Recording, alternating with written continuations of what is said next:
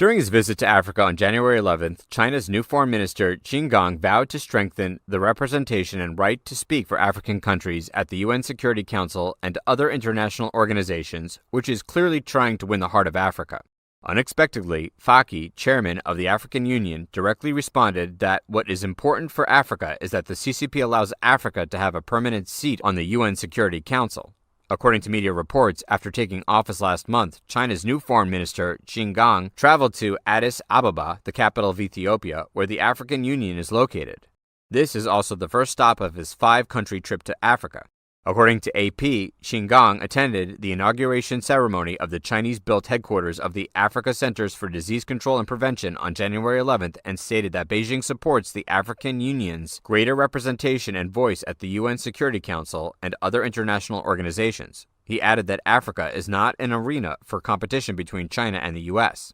Unexpectedly, Qin Gang's speech was countered by the statement of the chairman of the African Union, Moussa Faki Mahamat, who was also present at the event.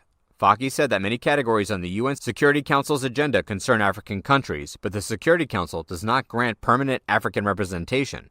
The exclusion of the African continent from international governance is unjust and needs to be addressed urgently. It is unacceptable that others decide in the place of others. It is not fair. We need a new order at the international level that will represent the interests of others, he said.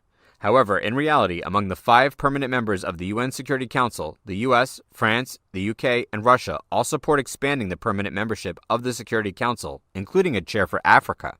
Only the CCP declares that the Security Council needs to be reformed but refuses to publicly support any country becoming a new permanent member, nor is it willing to participate actively in substantive discussions on expanding the Security Council.